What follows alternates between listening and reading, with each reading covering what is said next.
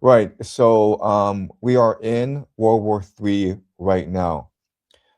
It's only been a week, but this war between the United States and Iran can only escalate over time.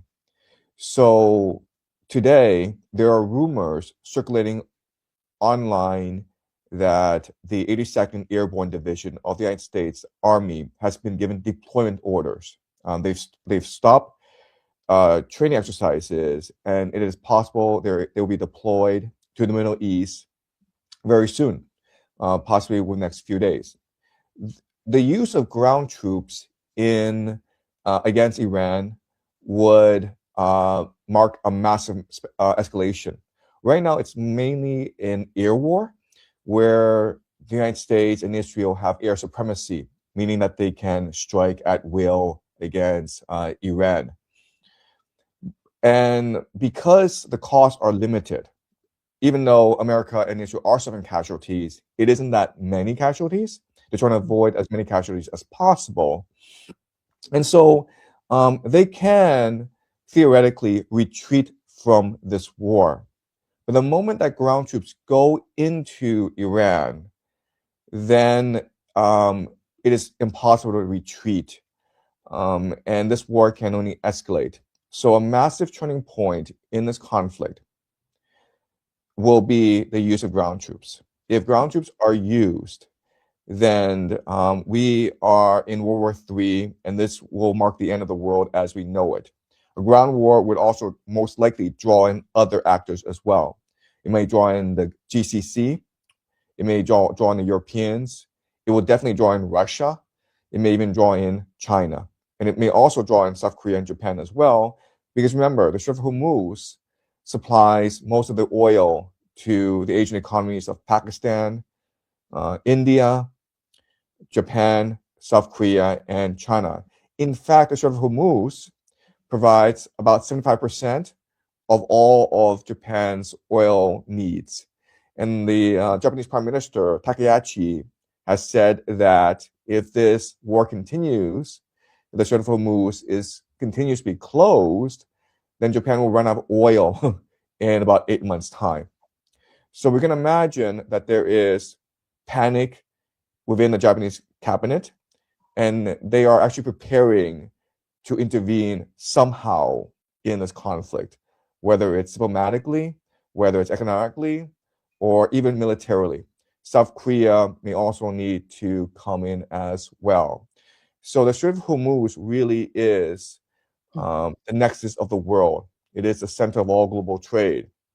And if the Strait of Hormuz stays closed because of this war, then eventually it will draw in the entire world. You mentioned the war in Ukraine previously, and from a geopolitical perspective, this war in Iran is actually is what follows naturally from the war in Ukraine. Because from a geopolitical perspective, Russia, if it were to win the war in Ukraine, it would have control over 1/3 of the world's carbohydrates. Russia, if it wanted to, could starve the Middle East and could starve Africa. Ukraine is the breadbasket of Europe. Without Ukrainian energy and food and Russian energy, the Europeans are suffering economically. And so, if Europe is to survive, then it needs its energy from the Middle East. And so, what America is trying to do is trying to control the Middle East by strangling Iran to death. And so, in many ways, this war in Iran is a response to the Russian invasion of Ukraine. You know, Russia has complete battlefield dominance in Ukraine. This war in Ukraine is essentially lost. And so, if America is able to win this war in Iran, it will now control the energy supplies of the Middle East. It will control all the trade in the world. You know, there's a dream of a Eurasian heartland, a grand alliance between Russia, Iran, and China. Iran is the pivot point. So if Iran were to collapse, then America would still be able to control global trade. The petrodollar would still be the dominant currency of the world. And so this is really a struggle of life and death for the American empire. And that's why, in many ways, America has no choice now but to go all in and stand ground troops. So Israel, since its founding in 1948, has always had a Messianic mission to reestablish the Kingdom of David. The Kingdom of David, 3,000 years ago, was this cosmopolitan empire that controlled the entire Middle East from its strategic location in the Levant. And Israel wants to reestablish the Kingdom of David. The Israelis also believe that the Greater Israel Project is what Yahweh, their God, promised to Abraham, their great ancestor. And if you look at the Greater Israel Project on a map, if you just Google Greater Israel Project, what you will see is that it encompasses the entire Middle East. So the ambitions, the territorial ambitions of the Israelis is vast. Greater Israel extends from the Nile to the Euphrates. So that means that Israel will eventually have to go and conquer Egypt after this war and in Iran eventually subsides. It will also have to conquer Saudi Arabia. And there's talk among some fanatical Israelis that they want to actually seize and control Mecca and Medina. The Greater Israel Project also includes parts of Turkey as well. And already the Israelis are talking about what a menace Turkey is. So Naftali Bennett, who was former prime minister of Israel and the person who is most likely to succeed Benjamin Netanyahu once he retires from the scene, he says that actually Turkey is new Iran, right? So the idea is that we're gonna get Iran out of the way, but then we're gonna go after Turkey. Okay, so Turkey is on the agenda, as is Saudi Arabia. And really, if you look at how Israel is fighting this war right now in Iran, it's actually trying to destroy as much of the Middle East as possible. Okay, so you have this saturation, carpet bombing in Iran.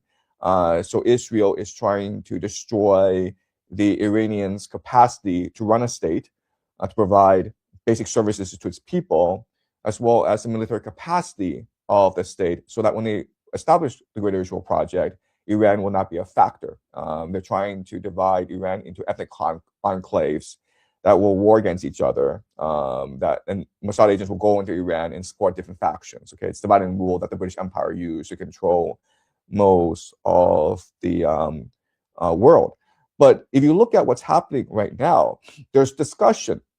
There are rumors that a lot of these drones, a lot of these attacks against the GCC countries are actually Mossad false flags. All right, so you have this drone that attacked Azerbaijan, and the Azerbaijan government said that, oh, why are the Iranians attacking us? We're going to launch a ground invasion of Iran, and the Iranians are like, this drone was not from us. And so there's rumors that it was Mossad that launched this drone attack against Azerbaijan to provoke a war between Azerbaijan and Iran. Then you have these attacks against these Saudi oil facilities, which caused Saudi Aramco, the state oil supplier in Saudi Arabia, to close down. And at first, it was reported that it was the Iranians who struck these oil facilities. But then the Iranians came out and said that it wasn't us, because why would we attack the oil facilities of the GCC? If we did that, then that would provoke the Saudi Arabian government to come attack our oil facilities. So we will not do that. And now there's reporting that actually the drone attacks against Saudi oil facilities came from Lebanon, all right, from the west rather from the east.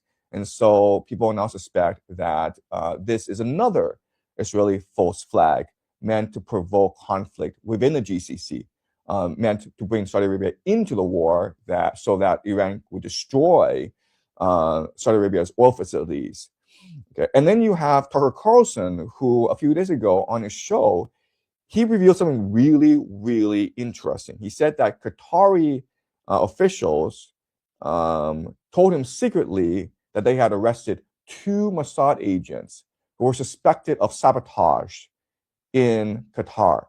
Okay, now the Qatari government has denied this, and we'll never know the truth. But it makes sense that Mossad would want to try to sabotage and infiltrate the GCC as much as possible because, first of all, they see the GCC, UAE, Saudi Arabia, Kuwait, Bahrain, Qatar as eventual competitors, but also they're trying to make this war as wide as possible in order to make it easier to achieve the Greater Israel project. So that is the situation right now in Iran and the Middle East. Right. So as you point out, America is desperate. It's anxious. It's afraid that its empire is collapsing, and therefore it is lashing out against the world. When America won the Cold War, the entire world celebrated this. Remember when the Berlin Wall fell and the jubilation, exhilaration of the Germans when they could unify as a people. And there's great hope in the 90s that American hegemony would lead to Pax Americana, a time of peace and prosperity for everyone. And for the most part, this was true. I mean, if you were in Europe, if you were in the Anglosphere, if you were in China, then yeah, you had a very good time. But unfortunately, America started to become corrupt and arrogant. So after 9/11, America launched these wars in the Middle East for no particular reason. It destroyed Afghanistan as a viable nation state, destroyed Iraq, which in the 1980s was a flourishing, prosperous middle-class nation. It destroyed Libya, it destroyed Syria, again, for no particular reasons. And so America started to become this bully in the Middle East in order to enact its certain ideas about the world, okay? And then you have this massive corruption, which led to the 2008 great financial crisis, which almost collapsed the entire global economy. So what's happening was that because America was the only hegemon, most countries of the world were sending their investments to America, and Wall Street became the most powerful entity in America. It led to the financialization of America. So it shipped its manufacturing overseas, primarily to China, and America focused on financial services. And that led to speculation, that led to gambling, that led to risky assets like derivatives. And ultimately, this system imploded in the 2008 great financial crisis. And not only did no one go to jail for all these crimes and these misdemeanors, but in fact, the financial industry was able to cement its political power over America. And this has led to, first of all, massive inequality in America, where if you're just an average person, the American dream is dead to you. You can no longer afford to buy a house. You can no longer afford to have a family. You can no longer afford to retire. It's led to massive inequality. It's also led to massive corruption, where Washington has been completely co-opted by the financial elite. Both the Democrats and Republicans serve the financial elite of Wall Street. And the third thing is that it's led to complacency. It's led to arrogance. America no longer makes things. It just makes things up. I mean, America has become this fantasy land. And so, yeah, so the American empire was not sustainable. But at the same time, the American empire still has the greatest military in the world. And the Russians were really the first to challenge American global hegemony by invading Ukraine. And at that time, the Americans did three things, right? The first thing that they did was they sanctioned Russia, which meant that Russia is no longer able to trade with anyone through the SWIFT system, the financial architecture of the world. So the SWIFT system, the Russians were banned from. Second thing that they did was split in theft, where $300 billion of Russian assets were seized by the Europeans and the Americans. $200 billion still sits frozen in European banks. A few months ago, the Europeans were discussing the possibility of using these Russian stolen money to finance the war in Ukraine.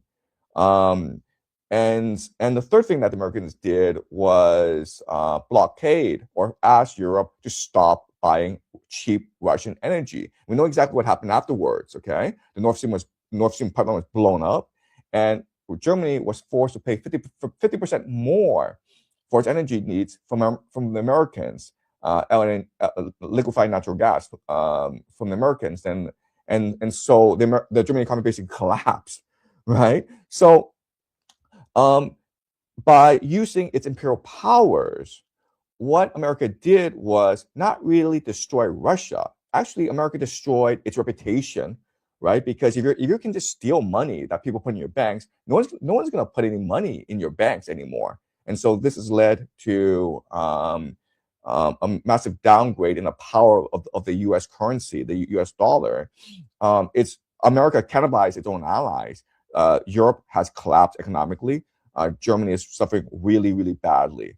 And it's really emboldened the world to stand up against America. So remember, what happened after the Russian war is that the aura of inevitability and invincibility that sustained the American empire start to be broken. And then you have these nations in Africa who started to seek self-sufficiency. They wanted national sovereignty over their own resources. And so they threw out, the French colonial powers, they threw out the French military, the Sahel, right? And so we're seeing this throughout the world. And so under Trump, the response is to show the world that America still is the global hegemon and that America has no peer adversary. And that's why we saw the kidnapping of Maduro, President Maduro from Venezuela, which is a blatant violation of international law. It was a complete humiliation of the Venezuela nation state as well as its people. And then, of course, remember that they paraded Maduro on the streets of New York as though he was this captured war prisoner. And so it's humiliating for him as well. And then after Venezuela, of course, you have this war in Iran. And this war in Iran was, again, meant to show the world that America still has it, that the American empire cannot be challenged. And now it's kind of blow up in their face, okay? But that's a background as to how this war started.